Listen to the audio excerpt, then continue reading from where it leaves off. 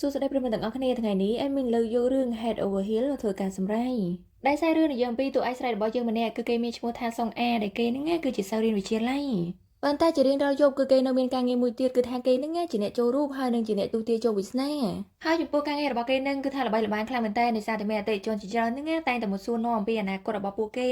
េការងារនិងទ្រព្យសម្បត្តិអ្វីផ្សេងៗហ្នឹងតេតទៅនឹងពីចូលវាសនាប៉ុន្តែមានថ្ងៃមួយជីដូនរបស់យន់យូក៏បានធ្វើការនាំគេនាមកជួបអ្នកគ្រូដើម្បីមើលតេតទៅនឹងចូលវាសនារបស់គេដូចគ្នាដែលពេលហ្នឹងដែរនៅពេលដែលសុងអាបានឃើញយន់យូហើយគឺគេមើលដឹងថាគឺយន់យូហ្នឹងមានគ្រោះថ្នាក់គឺគេនេះអាចនឹងស្លាប់ប៉ុន្តែដោយសារតែគេនេះបានធ្លាក់ក្នុងអលងស្នេហ៍របស់យន់យូអញ្ចឹងហើយគេក៏បានសម្រេចចិត្តថាគឺគេហ្នឹងនឹងធ្វើការជួយសង្គ្រោះចង់ដឹងថាការជួយសង្គ្រោះរបស់គេហ្នឹងបានសម្រេចឬក៏អត់ចូលទៅក្នុងការសម្រេចរបស់អេមីនទាំងអស់គ្នាដើមរឿងដំបូងនៅផ្ទះរបស់សុងអាដោយសារតែសុងអានេះគឺគេជាគ្រូចាប់ខ្មោចអញ្ចឹងហើយនៅពេលដែលមានមនុស្សនេះត្រូវខ្មោចចូលខ្មោចសន្តាត់អីហ្នឹងគឺគេតែងតែនាំមករកសុងអានេះដើម្បីឲ្យសុងអាធ្វើពិធីដេញចេញហើយចំពោះបរិបម្នាក់ដែលត្រូវខ្មោចចូលនេះពិតជាគួរឲ្យខ្លាចពិតមែនដោយសារតែភ្នែករបស់គេហ្នឹងគឺថាឡើងក្រហមដែលពេលនោះដែរសុងអាដែលជាតួឯកស្រីរបស់យើងនេះក៏បានមកដល់ហើយបន្ទាប់មកគេក៏ចាប់ផ្ដើមធ្វើការនិយាយអំពីឆ្នាំកំណើតរបស់បរិបម្នាក់ហ្នឹងហើយក៏បានធ្វើការនិយាយថាគឺយើងនៅទីនេះដើម្បីធ្វើការអធិដ្ឋាននឹងគេហ្នឹងឆាប់ជាពីជំងឺមួយនេះ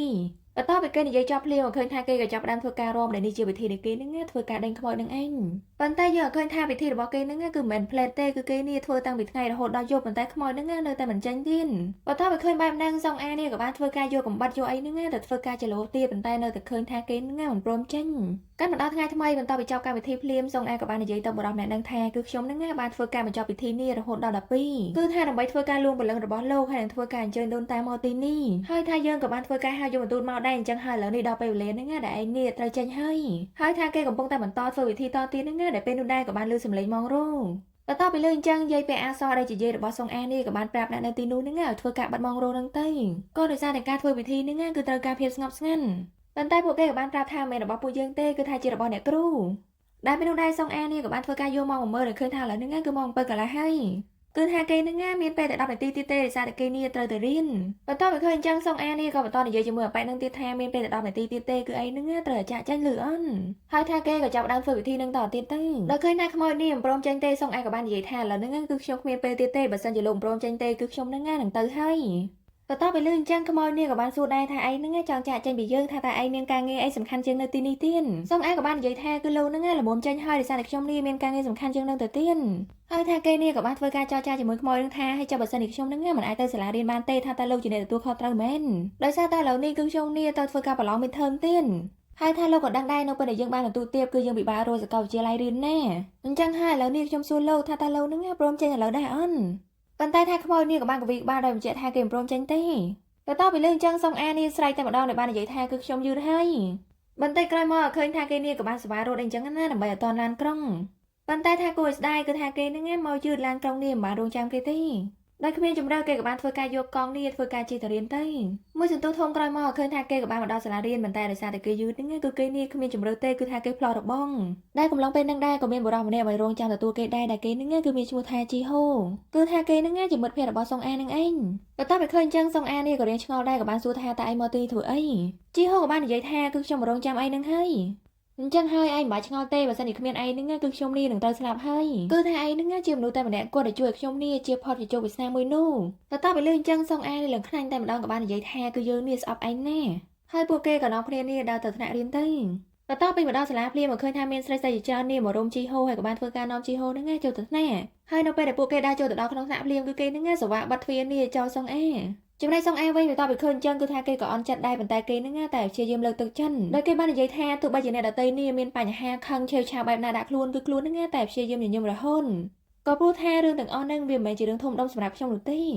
កាន់មកដល់ម៉ោងប្រឡងវិញក៏ឃើញថាគេហ្នឹងកញ្ញាញ់គូមែនតែដោយសារតែគេនេះគឺមិនចេះសោះហើយនៅកំឡុងពេលដែលគេនេះត្រូវការប្រមូលគឺថាគេហ្នឹងចេះតែធ្វើការគូយោតែម្ដងដោយឃើញថាសុងអានេះធ្វើការខ្ញាំសក់ជេហូហ្នឹងក៏បានដើមមកហើយនិយាយថាតើឯងហ្នឹងធ្វើអីចាំបាច់ដាក់ទៅខ្លួនឯងធ្វើអីសុងអាក៏បាននិយាយថាគឺខ្ញុំនេះមិនដឹងធ្វើអីតទៀតទេគឺថាខ្ញុំមិនដឹងទេថាតើមានមហាវិទ្យាល័យណាដែលគេហ្នឹងព្រមទទួលយកខ្ញុំជីហូក៏បាននិយាយថាបើតាមបន្ទូលរបស់ឯងពេលនេះគឺឯងហ្នឹងប្រហែលជាអាចចូលរៀននៅមហាវិទ្យាល័យនេះប្រហែលជាមហាវិទ្យាល័យមធ្យមសិក្សាហើយទៅតោះពេលលើអញ្ចឹងសុងអាក៏បាននិយាយថាចាំមើលទៅគឺថាខ្ញុំហ្នឹងនឹងមិនទៅធ្វើការទៀតទេគឺខ្ញុំនេះទៅធ្វើការខិតខំប្រឹងប្រែងរៀនសូត្រគឺថាខ្ញុំទៅប្រកាសថាការប្រឡងរបស់ខ្ញុំនៅថ្ងៃស្អែកហ្នឹងនឹងធ្វើឲ្យបានល្អបំផុតហើយថាគេក៏បានធ្វើការឆាតប្រាប់លោកយាយរបស់គេថាគឺយប់ហ្នឹងគឺខ្ញុំនេះទៅផ្ទះយឺតពេលហើយគឺខ្ញុំត្រូវការរៀន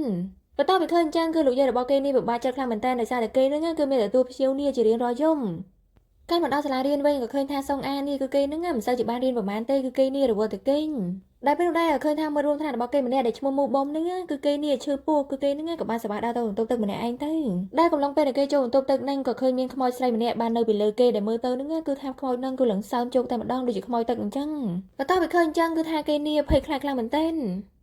កាលមកដល់សុងអាវិញដែលពេលនោះដែរឃើញថាគេដេកហ្នឹងគឺគេនេះបានដេកយកសមគឺថាគេយកសមហ្នឹងតែឃើញសុងអាតូចនេះបានធ្វើការកាន់រូបមនុស្សហ្នឹងបញ្ច្រា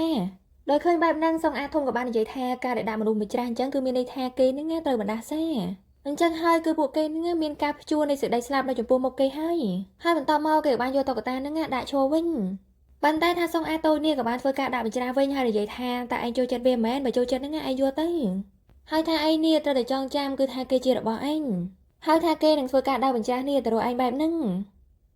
ដែលពេលនោះដែរគេត្រូវបានភ្ញាក់ដោយសារតែមិត្តភ័ក្តិរបស់គេនេះចេញពីបន្ទប់ទឹកបានមកប្រាប់ពួកគេថាគឺគេនឹងបានឃើញខ្មោចប៉ុន្តែថាអ្នកនៅទីនោះគឺមិនបានជឿគេតអសោះបន្តិចក្រោយមកឃើញថាពីអ្នកគេនេះក៏បានចេញពីសាលារៀនដើម្បីដើរទៅផ្ទះបន្ទាប់ពីដើរបានបន្តិចក៏ឃើញថាពួកគេនេះក៏បានធ្វើការបែកផ្លូវគ្នាតែពេលនោះដែរសុងអាក៏បានកលេចឃើញមានខ្មោចម្នាក់ដែលគេនេះកំពុងតែអង្គុយលើផ្លែរបស់ហាងមួយកន្លែងរួចគេក៏បាននិយាយថាគឺខ្ញុំនឹងធ្វើការជួយលោកនឹងឲ្យចាកចេញពីកន្លែងនេះឲ្យបានឆាប់បំផុតមួយសន្ទុះក្រោយមកឃើញថាគេនេះក៏បានត្រឡប់មកដល់ផ្ទះវិញក៏ឃើញមានភ្ញៀវជាច្រើននេះកំពុងធ្វើការឈួរជួររងចាំគេគឺថាឡើងវែងតែម្ដងចំណែកសុងអាវិញបន្ទាប់ពីឃើញចឹងគឺថាគេនេះក៏បានធ្វើការលោតទៅតាមក្រោយដើម្បីចូលទៅកន្លែងតែពេលនោះដែរឃើញថាម៉ារបស់គេនេះកំពុងតែរងចាំគេដោយសារតែគេមកវិញហ្នឹងគឺយឺនដល់ម៉ារបស់គេនិយាយថាតើអ្នកចូលរូបឯណាដែលគេព្យាយាមរត់កណ្ដាលពិធីអញ្ចឹងបន្ទាប់ពីឃើញម៉ារបស់គេនេះនិយាយមឹងម៉ាត់ពេកគឺថាគេហ្នឹងក៏បានព្យាយាមនិយាយបែបលេខលក់ដល់និយាយថាគឺម៉ាហ្នឹងចង់បានអីពីខ្ញុំឥឡូវនេះដល់ឃើញបែបហ្នឹងម៉ារបស់គេក៏បាននិយាយថាគឺឯងហ្នឹងយកពេលរបស់យើងនេះទៅនិយាយទៀតហើយតើឯងចង់បានអីឲ្យប្រកាន់សុងអាក៏បាននិយាយថាគឺម៉ាក់ហ្នឹងក៏ដឹងហើយគឺតាក់ទងនឹងការរៀនមហាវិទ្យាល័យបន្ទាប់ពីលើអញ្ចឹងម៉ាក់របស់គេក៏បាននិយាយថាគឺឯងហ្នឹងនិយាយរឿងហ្នឹងទៀតហើយអញ្ចឹងហើយឥឡូវនេះយើងសួរឯងហើយឯងរៀនចប់ហ្នឹងឯងចង់ធ្វើអីហើយឯងនេះនឹងរៀនជំនាញអីនិយាយទៅការរៀនមហាវិទ្យាល័យហ្នឹងគឺវាជាឱកាសសម្រាប់ក្មេងដទៃប៉ុន្តែសម្រាប់ឯងគឺឯងហ្នឹងត្រូវតែបន្តធ្វើការចូលរូបនេះរហូតតទៅបន្ទាប់ពីលើម៉ាក់របស់គេនេះនិយាយច្រើនពេកគេក៏បាននិយាយថាបន្តែខ្ញុំហ្នឹងចង់ទៅពិធីបុណ្យមហាវិទ្យាល័យគឺថាខ្ញុំចង់ដើរលេងនៅបរិវេណមហាវិទ្យាល័យហើយចង់ធ្វើការញ៉ាំអីផឹកអីនៅទីនោះហើយនៅពេលដែលខ្ញុំនេះកិច្ចវាយការប្រឡងគឺខ្ញុំហ្នឹងក៏ត្រូវការពមៀនអីចឹងទៅបន្ទាប់ពីលើអញ្ចឹងម៉ាក់របស់គេក៏បាននិយាយថាឯនេះគិតដល់ណាដល់ណីហើយសុងអាក៏បាននិយាយថាគឺវាគ្រាន់តែជាការសម័យរបស់ខ្ញុំទេគឺថាខ្ញុំនេះចូលចិត្តនៅពេលដែលមាននរណាម្នាក់ធ្វើការហាខ្ញុំហ្នឹងថាជាកូនសើគឺថាប្រៀបដូចជាពួកគេហ្នឹងបានឃើញឯកសណ្ឋានរបស់ខ្ញុំបែបនេះតែមើលទៅគឺថាខ្ញុំហ្នឹងគ្រាន់តែជាក្មេងធម្មតាម្នាក់ដែលទៅរៀនប៉ុន្តែការពិតទៅគឺថាខ្ញុំហ្នឹងជាគ្រូដែលខ្មោចសន្តិនគឺថាម៉ាក់ក៏ដឹងខ្ញុំក៏ដឹងដែរប៉ុន្តែនេះគ្រាន់តែជាការសុបិនរបស់ខ្ញុំគឺថាវាក៏មិនអាចទៅរួចដែរគឺថាសុបិនរបស់ខ្ញុំគឺគ្រាន់តែចង់ខ្លាចជាក្មេងស្រីដែលធម្មតាម្នាក់អញ្ចឹងហើយឥឡូវហ្នឹងម៉ាក់ឲ្យខ្ញុំនេះធ្វើការសុបិនទៅឲ្យខ្ញុំហ្នឹងធ្វើការរំកិលចេញពីវានេះបន្តិចម្ដងបន្ទាប់ពីលើកូនស្រីនេះនិយាយអង្វរបែបកំសត់ពេកគឺថាគាត់ហ្នឹងក៏មិនបានធ្វើការបកកាយអីដែរប៉ុន្តែថាគាត់ក៏បាននិយាយថាប៉ុន្តែឥឡូវហ្នឹងឯងទៅធ្វើការដោះស្រាយជាមួយនឹងអតិថិជនហ្នឹងសិនទៅគឺថាឯងកុំធ្វើការរត់ចោលកណ្ដាលទីដោយការពីលើកមុនទៀតលឺអន់ប៉ុន្តែក្រោយមកឃើញថាគេក៏ចាប់ដើមធ្វើការបើកទទួលអតិថិជនហើយគឺអតិថិជនហ្នឹងមានអ្នកខ្លះមកនិយាយអំពីរឿងអាជីវកម្មរបស់ពួកគេហើយមានអ្នកខ្លះដែលគេនេះនៅ single យូរពេកគឺគេក៏មករកអ្នកគ្រូដើម្បីឲ្យជួយដែរហើយនឹងមានអ្នកខ្លះទៀតក៏ធ្វើការចង់ទិញផ្ទះហ្នឹងក៏មកសួរនាំអ្នកគ្រូដែរថាទិញកន្លែងណាទិញនៅណាអីចឹងល្អឬក៏អន់គឺថាមួយយប់ហ្នឹងគឺថាមានភ្ញៀវមករកគេនេះគឺច្រើនខ្លាំងមែនទែន admin សូមធ្វើការបញ្ជាក់បន្តិចនៅពេលដែលសុងអាធ្វើការជួបភ្ញៀវហ្នឹងគឺគេនេះតែធ្វើការយកមកបាត់អញ្ចឹងហើយគ្មានអ្នកណាដឹងទេថាសុងអាហ្នឹងជាអ្នកណាហើយអតិថិជនទាំងអស់តែងតែហៅគេថាជាទេវអសរឈុនជីការមកដល់យកបន្តឲ្យឃើញថាគឺនៅតែមានអតិថិជនមកជាច្រើនហូរហែរហូតដែលកំឡុងពេលហ្នឹងដែរឃើញថាយាយរបស់យនយូហើយនឹងយនយូនេះក៏បានដើរមកដល់ហើយក៏បានជួបម៉ាក់របស់សុងអាក៏បានសួរបញ្ជាក់ថាតើកន្លែងនេះជាទីសក្ការៈបូជាសម្រាប់ទេវអសរនឹងមែនម៉ាក់របស់សុងអាក៏បាននិយាយថានឹងហើយថាគាត់នេះរៀបធ្វើការនិយាយថាគឺចៅរបស់លោកយាយនឹងតែថាគាត់មិនតាន់និយាយចប់ទេយាយរបស់គេក៏បាននិយាយថាគឺខ្ញុំដឹងថាចៅរបស់ខ្ញុំនឹងគេជាមនុស្សសង្ហាមួយសន្ទុះធំក្រោយមកបន្តពីធ្វើការអស់ភ្ញៀវរលីងគឺថាទូប្រុសនឹងជាភ្ញៀវចុងក្រោយរបស់គេហើយនៅពេលដែលឃើញថាគេបើកទ្វារចូលភ្លាមគឺថាសុងអានេះភ្ញាក់ផ្អើលមែនទែនដោយសារតែគេនឹងសង្ហាពេញរួចគេក៏បាននិយាយថាគឺខ្ញុំនេះបានរកឃើញគេហើយក៏ដោយសារតែតួប្រុសនេះជាប្រភេទដែលគេចូលចិត្តគឺថាគេនឹងមានភ្នែកស្អាតហើយច្រមុះក៏ស្អាតហើយមួយវិញទៀតគឺថាគេនឹងមានរបបមាត់ក្រាស់ដូចជាអ្វីដែលគេចង់បានអញ្ចឹងកំពុងតែរំភើបនិងសប្បាយរីករាយនៅភាពសង្ហារបស់គេដែលពេលនោះដែរគេក៏ចាប់អារម្មណ៍ថាគឺបដមអ្នកនឹងដើរមករកគេនឹងគឺថាដើរបញ្ច្រាបន្ទាប់ពីឃើញអញ្ចឹងគឺថាគេក៏បានសម័យនឹកគិតកាលពីគេយកសពកាលពីថ្ងៃមុន គឺថាសុងអាតូចនេះបាននិយាយថាចងចាំទៅគឺថាគេជារបស់ឯងហើយគេនឹងដើរមករកឯងហ្នឹងដោយបញ្ច្រាស់បែបហ្នឹងបន្ទាប់ពីឃើញអញ្ចឹងគឺថាគេនេះលំសែតែម្ដងដោយសារតែម្នាក់ហ្នឹងកំពុងតែមានគ្រោះថ្នាក់ខ្លាំងណាស់ដែលពេលនោះដែរលោកយាយក៏បាននិយាយថាគឺចៅប្រុសរបស់ខ្ញុំគឺគេជួបរឿងអកុសលច្រើនណាស់គឺថាគេហ្នឹងនៅមកទ្វេមរណៈនេះជាច្រើនលើកច្រើនសារអញ្ចឹងហើយទៅខ្ញុំមកទីនេះដើម្បីធ្វើការសុំឧបករណ៍ខ្លះដើម្បីធ្វើការការពារគេដូច្នេះហើយខ្ញុំសូមអង្វរសូមទេវអសរជួយជីវិតរបស់ចៅប្រុសខ្ញុំផងសុងអាក៏បាននិយាយក្នុងចិត្តថាគឺគេមិនអាចស្លាប់បានទេដោយសារតែគេហ្នឹងគឺសង្ហាពេកហើយប៉ុន្តែថាគេនេះនឹងត្រូវស្លាប់គឺគេហ្នឹងមានរយៈពេលតែ21ថ្ងៃទៀតនោះទេដែលពេលនោះដែរលោកយាយក៏បាននិយាយថាយន់យូថាតើឯងហ្នឹងមានអីចង់និយាយដែរអន់យន់យូក៏បាននិយាយថាគឺខ្ញុំគ្មានអីនិយាយនោះទេដោយឃើញថាលោកយាយរបស់គេនេះបារម្ភពីគេពេកគឺគេហ្នឹងក៏បានយកដៃរបស់គេនេះទៅកាន់លោកយាយដោយឃើញបែបហ្នឹងសុងអាក៏បានសួរថាខ្ញុំសួរលោកមួយបើសិនជាលោកដើរសុកហើយឃើញមានអ្នកដទៃកំពុងតែអង្គុយយំថាតើលោកហ្នឹងនឹងធ្វើបែបណាយន់យូក៏បាននិយាយថាប្រហែលជាខ្ញុំនេះអាចនឹងឈរនៅក្បែរគេគឺឯងនិយាយបានថាគឺខ្ញុំនឹងឈរក្បែរគេរហូតដល់គេនេះឈប់យំបន្ទាប់ពីលឺអញ្ចឹងសុងអាក៏បានសួរថាតើលោកមិនធ្វើការលួងលោមគេទេមែនគឺថាអ្វីដែលសុងអាចង់បានពីការរបស់គេនេះចង់ឲ្យគេហ្នឹងធ្វើការលួងលោមយន់យូក៏បាននិយាយថាគឺខ្ញុំនេះក៏មិនស្គាល់គេដែរថាតើខ្ញុំហ្នឹងនឹងលួងលោមគេបែបណាប៉ុន្តែយ៉ាងណាក៏ដោយគឺខ្ញុំក៏អាចធ្វើការឈរក្បែរគេដែរទោះបីជាខ្ញុំហ្នឹងមិនបានដឹងអំពីរឿងអ្វីទាំងអស់ពីគេបន្ទាប់ពីលឺអញ្ចឹងសុងអាក៏បាននិយាយក្នុងចិត្តថាគឺលោកជាប់ហើយថាគេក៏បានសវ៉ាហត់ទៅចាប់ដៃទូប្រុសប៉ុន្តែទូប្រុសនេះដកដៃទាន់សុងអាក៏បាននិយាយជាមួយលោកយាយថាគឺខ្ញុំនឹងជួយគេគឺថាខ្ញុំនឹងធ្វើការទប់ទល់រឿងអាក្រក់ទាំងអស់គឺថាខ្ញុំធ្វើការសន្យានឹងព្យាយាមដោះលែងគាត់ពីសំណាក់អាក្រក់រយៈពេល2-3សប្តាហ៍ទៀតចំណែកយន់យូវិញបន្ទាប់ពីឃើញអញ្ចឹងគឺថាគេនេះក៏រៀងកាំងដែរដោយសារតែគេនឹងមិនសូវជឿប្រហែលនោះទេបន្ទាប់ពីលោកយាយចេញទៅបាត់ម៉ាក់របស់គេហើយយាយរបស់គេនេះក៏បានដើរមកតែថាម៉ាក់របស់គេនេះគឺមិនព្រមទេគឺមិនចង់ឲ្យគេនឹងពាក់ព័ន្ធនឹងរឿងហ្នឹងសោះដែលពេលនោះដែរម៉ាក់របស់គេក៏បានប្រាប់លោកយាយនេះឲ្យធ្វើការវាអង្គចេញដោយសារតែទូប្រុសទៅចេញបន្ទាប់ពីឃើញអញ្ចឹងគឺថាទូប្រុសនេះក៏រៀងខឹងដែរតែថាលោកយាយនេះក៏បានធ្វើការខត់ហើយនិយាយថាកុំខ្វល់អីយើងបញ្ចប់ទៅវិញទៅកាលមកដល់សុងអាវិញគេក៏បាននិយាយថាខ្ញុំធ្វើម៉េចគឺខ្ញុំសន្យាជាមួយគេហើយម៉ាក់របស់គេក៏បាននិយាយថាតើឯងមានសមត្ថភាពដើម្បីធ្វើការដោះស្រាយវាអន់សុងអាក៏បាននិយាយថាគឺខ្ញុំអាចធ្វើបានប៉ុន្តែម៉ាក់ហ្នឹងត្រូវជួយខ្ញុំបន្តិចដែរបន្ទាប់ពីលឺអញ្ចឹងម៉ាក់របស់គេក៏បាននិយាយថាឯងហ្នឹងភ្លេចហើយមែនគឺឯងនេះវានឹងស្លាប់អាសែហើយដោយសារតែរឿងមួយហ្នឹងហើយថាគេក៏បានធ្វើការសម័យកាលពីពេលមុនហ្នឹងក៏គេមានភ្ញៀវបែបហ្នឹងដូចគ្នាហើយនៅពេលដែលគេសន្យាថានឹងជួយគឺគេហ្នឹងតែតែតាមម្នាក់ហ្នឹងរហូតដោយសារតែគេនេះធ្វើការវាយខ្មោច3អីកុំឲ្យពាក់ព័ន្ធជាមួយបុរសម្នាក់ហ្នឹងប៉ុន្តែមានថ្ងៃមួយគឺថាបុរសម្នាក់ហ្នឹងត្រូវបានស្លាប់តែថាក៏សំណាងល្អដែរដែលសុងអាហ្នឹងគេតន់កុំអីឡានហ្នឹងត្រូវបុកគេបាត់ទៅហើយអញ្ចឹងហើយទៅមករបស់គេហ្នឹងមិនចង់ឲ្យជួយដោយសារតែបុរសដែលដើរបញ្ច្រាស់អញ្ចឹងគឺមានបញ្ហាខ្លាំងណាស់បើសិនជាយើងនេះហ៊ានធ្វើការជួយគេគឺយើងហ្នឹងអាចនឹងមានបញ្ហាដូចគ្នាដល់ឃើញថាកូននេះទទួលចង់ជួយពេកម៉ាក់របស់គេក៏បានសួរថាតើគេពិសេសត្រង់ណាហើយបានជាឯងនេះចង់ជួយគេម្ល៉េះសុងអាក៏បាននិយាយថាដោយសារតែខ្ញុំនេះបានធ្លាក់ក្នុងអន្លង់ស្រែរបស់គេតាំងតែពីឃើញគេដំបូងមកម្ល៉េះបន្ទាប់ពីលឺអញ្ចឹងគឺថាម៉ាក់របស់គេឡើងកាំងតែម្ដងកាលមកដល់ថ្ងៃថ្មីនៅសាលារៀនក៏ឃើញថាគេនេះគឺកំពុងតែពិបាកចិត្តដោយសារតែគេនឹងមានរឿងការងារផងរឿងប្រឡងផងដើម្បីកិនដែលពេលនោះដែរលោកគ្រូក៏បានចូលមកហើយនិយាយថាឥឡូវហ្នឹងមានសិស្សថ្មីទៅតែផ្លាស់ប្ដូរចូលមកចំណែកសិស្សនៅក្នុងហ្នឹងគឺឆ្ងល់ខ្លាំងមែនតើដោយសារតែឥឡូវហ្នឹងមីធើមហើយបានជាគេនេះផ្លាស់ប្ដូរមកអញ្ចឹងប៉ុន្តែនៅពេលដែលឃើញថាគេចូលមកគឺថាម្នាក់ហ្នឹងឡើងចំហមកតែម្ដងដោយសារតែគេនេះសង្ហាពេញដែលគេម្នាក់ហ្នឹងគឺជាតួឯកប្រុសរបស់យើងនឹងឯងគឺថាជាយន់យូដល់ឃើញថាទឹកមុខរបស់ម្នាក់នេះដូចជាភ្ញាក់ផ្អើលពេកសុងអានហ្នឹងក៏បានងើបមើលដែរហើយនៅពេលដែលគេឃើញថាម្នាក់ហ្នឹងជាកាសរបស់គេហ្នឹងគឺគេភ្ញាក់ផ្អើលមែនតើរហូតដល់គេនេះឡើងឈរបន្ទាប់ពីឃើញចឹងសិស្សនៅទីនោះក៏បាននិយាយថាតើសុងអានហ្នឹងស្គាល់គេមែនចំណែកលោកគ្រូវិញក៏បានធ្វើការញ៉ោះគេដែរដោយនិយាយថាហេតុអីដោយសារតែគេសង្ហាពេកទៅធ្វើឲ្យឯងហ្នឹងភ្ញាក់រហូតដល់ក្រោកឈរអញ្ចឹងមែន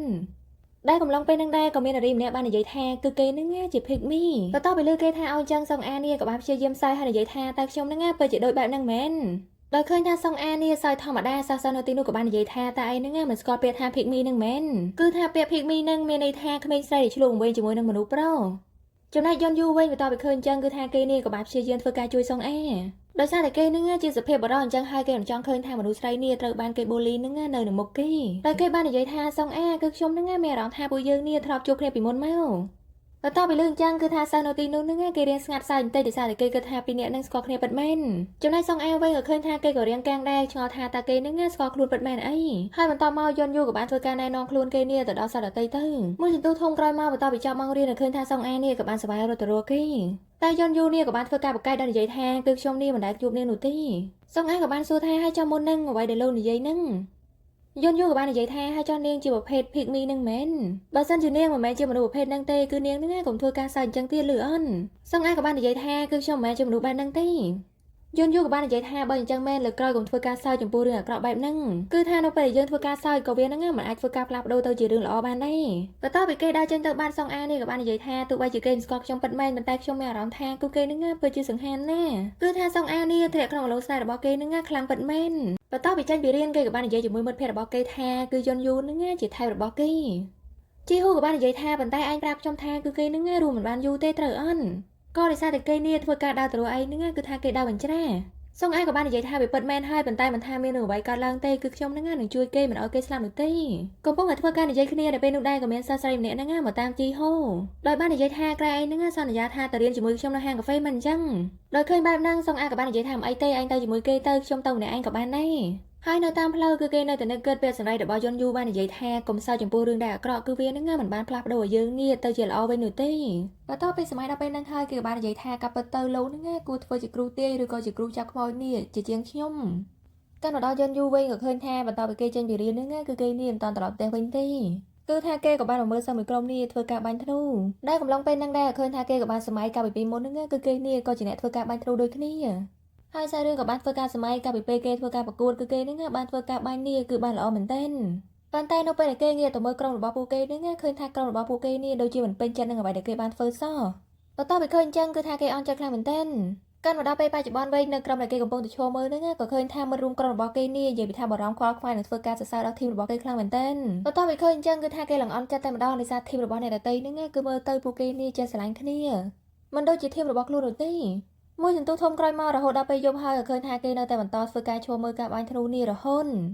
ដែលពេលនោះដែរជីហូក៏បានដើរមកហើយនិយាយថាសោះចំណូលថ្មីថាតែឯងមកទីនេះធ្វើអីដែរប៉ុន្តែយន់យូនេះមិនបានធ្វើការនិយាយជាមួយទេគឺគេមិនខ្វល់តែម្ដងក៏បានសប្បាយដែរចេញទៅបន្ទាប់ពីឃើញគេធ្វើបែបហ្នឹងដែរជីហូក៏បាននិយាយថាគឺគេធ្វើបែបហ្នឹងគឺខ្ញុំនេះឈឺចាប់ណាស់ដែលពេលនោះដែរលោកគ្រូបង្វឹកខាងធ្នូនេះក៏បានដើរមកហើយនិយាយថាគឺឯងមើលការបាញ់ធ្នូហ្នឹងតាំងពីថ្ងៃមករហូតដល់ពេលហ្នឹងមែន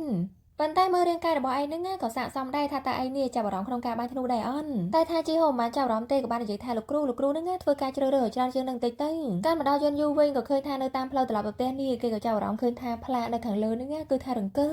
បន្ទាប់ពីឃើញអញ្ចឹងគឺថាគេហ្នឹងដូចជាដឹងផងអីផងមិនទេគឺគេបានធ្វើការរាប់ថយក្រោយពីលេខ3ហ្នឹងដល់លេខ1គឺដូចជាពេលវេលាដែលគេហ្នឹងធ្វើការបាញ់ព្រួយអញ្ចឹងកាន់មកដល់សងអាវិញក៏ឃើញថាគេក៏បានដើរម្នាក់ឯងកំពុងតែនឹកគិតអំពីពាក្យសម្ដីរបស់ម៉ារបស់គេនិយាយអំពីរឿងរបស់យន់យូដោយគាត់បាននិយាយថាគ្រប់មនុស្សដែលយើងមើលឃើញគេដើរបញ្ច្រាស់គឺគេនឹងសុទ្ធតែមានច្បាប់ដើម្បីធ្វើការដោះដូរហើយថាច្បាប់ទាំងនោះត្រូវបានអនុវត្តហើយបើសិនជាឯងចង់ជួយគេគឺវានឹងមានគ្រោះថ្នាក់ដល់ជីវិតរបស់ឯងដូចគ្ន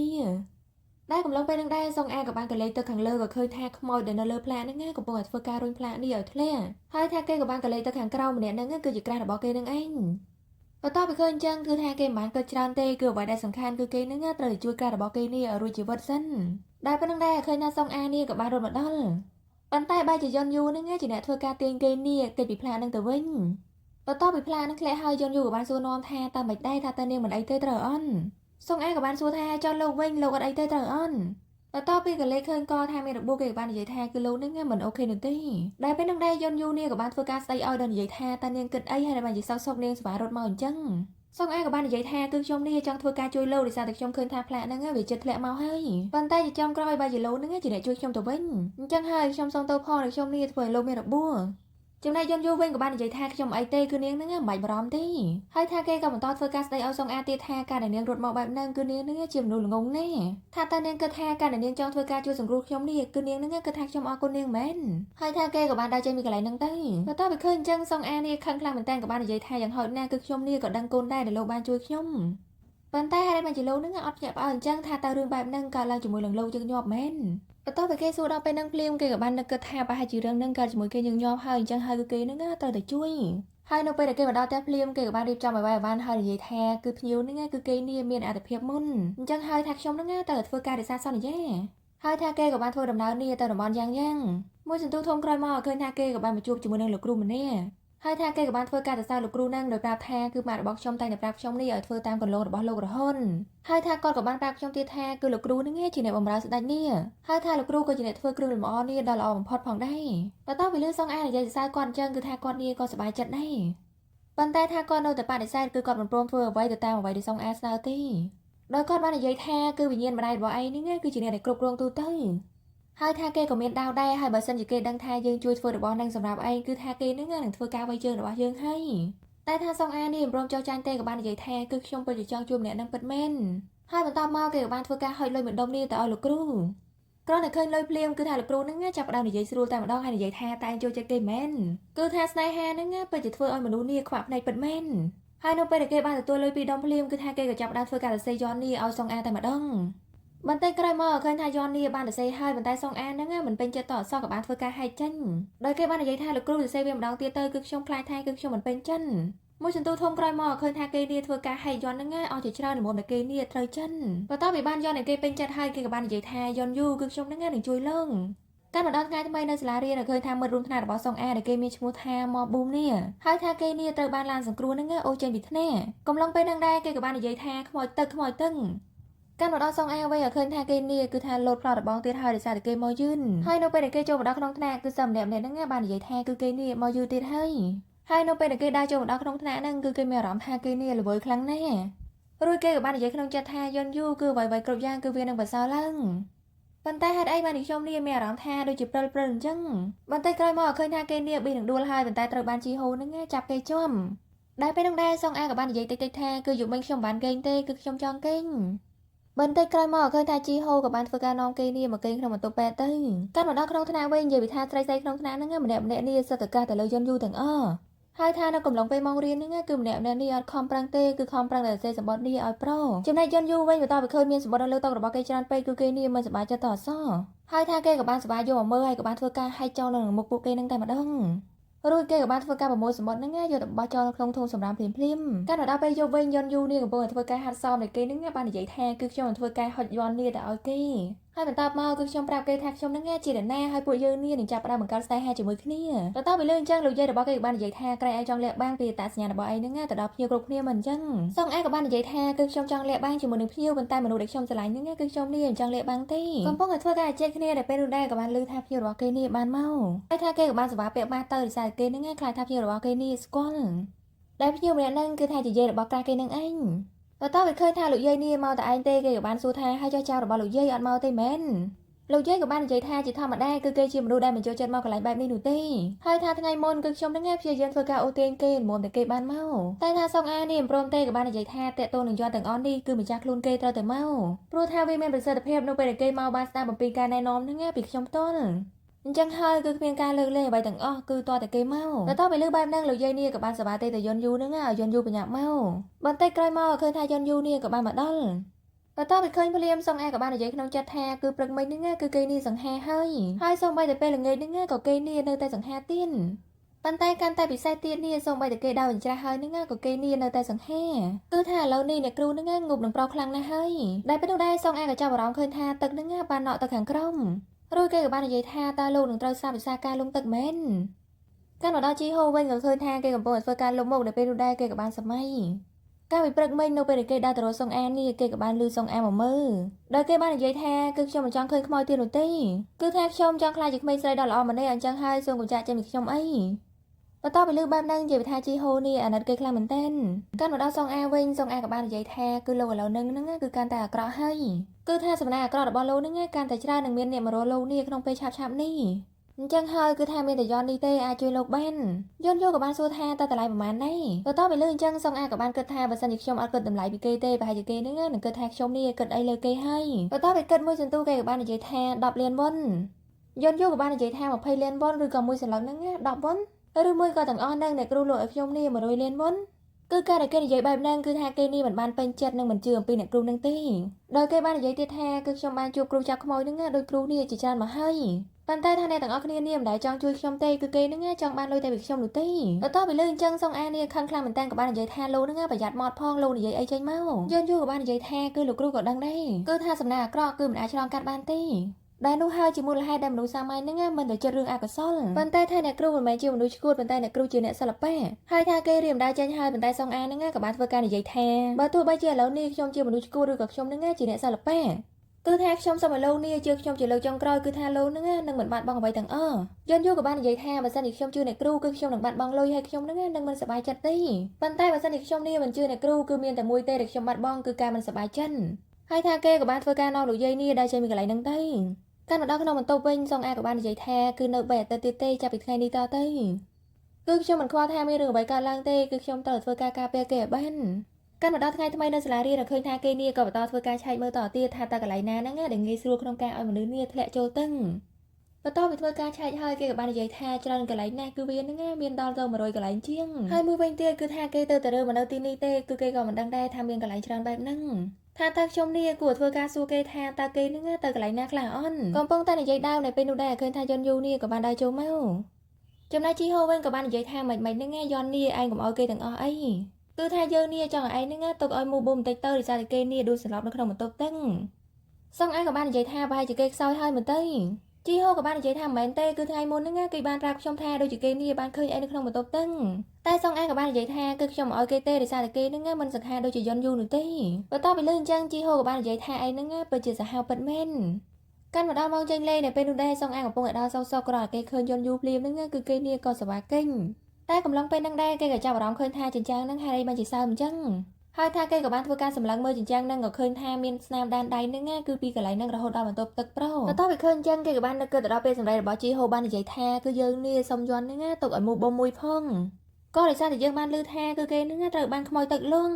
បន្តិចក្រោយមកឃើញថាគេក៏បានធ្វើការយកផ្លាកជូរសម្អាតនេះយកមកដាក់នៅមុខបន្ទប់ទឹកមនុស្សប្រុសហើយថាគេក៏បានធ្វើការចូលទៅអង្គុយនៅក្នុងបន្ទប់ទឹកនេះដើម្បីរងចាំខ្មោចហ្នឹងដែលពេលនោះដែរឃើញថាខ្មោចនេះក៏បានធ្វើការទម្លាក់ក្បាលចោលគឺគេហ្នឹងប្រងធ្វើការស៊ីសុងអាហើយតែថាសុងអាជាគ្រូចាប់ខ្មោចស្រាប់គឺគេមិនបានខ្លាចទេគេក៏បានសប្បាយទិញសក់ខ្មោចហ្នឹងឬគេក៏បាននិយាយថាតើឯងមានបំណងប្រាថ្នាថាឯងហ្នឹងចង់ស្លាប់ដែរអន់ដែលថានោះហើយជាមូលហេតុពិតដែលឯងនេះមិនគួរប្រព្រឹត្តរឿងអាក្រក់នោះទេហើយថាឯងធ្វើការបំភ័យពួកគេគ្រាន់តែឯងហ្នឹងចង់បានធម៌ពលពីគេហើយបន្តមកគឺឯងហ្នឹងនឹងធ្វើការស៊ីពួកគេអញ្ចឹងអន់ប៉ុន្តែឥឡូវនេះឯងកុំបារម្ភអីចាំខ្ញុំជួយឯងនេះឲ្យឆ្លងកាត់ផុនប៉ុន្តែថាឯងនេះត្រូវធ្វើការសន្យាថាឯងហ្នឹងកុំធ្វើការបំភ័យដល់សិស្សដទៃទៀតលឺអន់អញ្ចឹងហើយឥឡូវនេះធ្វើការធ្វើដៃសន្យាគ្នាមួយហើយមួយវិញទៀតមិនឯងហ្នឹងទៅបន្ទប់ទឹកមនុស្សស្រីទៅគឺខ្ញុំងាយស្រួលជួយឯងជាងហើយថាគេរៀនចាញ់ទៅហើយតែក៏បានលឺសិស្សប្រុសនេះបានចូលមកហើយចំណែកពួកហ្នឹងវិញនិយាយពីខូចខ្លាំងមែនតើបន្តពីចូលមកដល់បន្ទប់ទឹកហ្នឹងក៏បានសវ៉ាដើរបើកបន្ទប់ទឹកគ្រប់បន្ទុំបន្តពីបើកដល់បន្ទប់ទូរស័ព្ទនៅក្នុងហ្នឹងគេក៏បាននិយាយថាគឺបន្ទប់នេះមានមនុស្សនៅហើយពួកគេក៏បន្តធ្វើការជួបបរិយហ្នឹងដើម្បីបង្ហុយបរិយនេះមកឲ្យអ្នកនៅក្នុងហ្នឹងចំណែកខ្មោចទឹកហើយនឹងតួស្រីវិញក៏បានព្យាយាមបិទចំហដែរដោយសារតែពួកគេហ្នឹងស្អុយបរិយពេញដែលពេលហ្នឹងដែរឃើញថាយន់យូនេះក៏បានចូលមកគ្រាន់តែឃើញភ្លាមពួកគេក៏បាននិយាយថាគឺជីវិតរបស់ពួកយើងហ្នឹងនឹងប្រសើរបើសិនជាពួកយើងនេះមានមុខបែបហ្នឹងតែយន់យូក៏បាននិយាយថាជីវិតមិនអស្ចារ្យមិនប្រសើរទេចំណែកខ្មោចទឹកនេះវិញក៏ឃើញតួប្រុសមកភ្លាមគឺថាគេហ្នឹងគ្រប់គ្រងខ្លួនរបស់គេនេះមិនបានទេហើយថាគេក៏បានធ្វើការហត់ទៅទុំលើតួប្រុសដើម្បីធ្វើការចូលទៅក្នុងតួប្រុសហ្នឹងភ្លាមដែលកំឡុងពេលហ្នឹងគឺថាតួប្រុសនេះគឺគេហ្នឹងចាប់ផ្ដើមញ័រដៃញ័រជើងហើយភ្នែករបស់គេនេះគឺថាឡើងក្រហមដែលក្នុងអារម្មណ៍របស់គេប្រៀបដូចជាគេឥឡូវហ្នឹងកំពុងតែធ្លាក់ចូលក្នុងទឹកអញ្ចឹងដោយឃើញថាក្រាស់របស់គេកំពុងតែមានគ្រោះថ្នាក់អញ្ចឹងគឺគេមិនអាចទ្រាំឈរមើលបានទេគឺថាគេក៏បានធ្វើការយកយ័ន្តនេះមកដាក់នៅទៅយោទឹកហ្នឹងហើយក៏បានធ្វើការបាញ់ទឹកហ្នឹងទៅដាក់ខ្មោចហ្នឹងប៉ុន្តែឲ្យឃើញថាគឺគេហ្នឹងប្រើពេលវេលាយូរខ្លាំងមែនតើគឺថាខ្មោចនេះរត់រំជុំវិញបន្ទប់ទឹកហ្នឹងតែម្ដងល្មមដែលគេហ្នឹងព្រមរត់ចេញ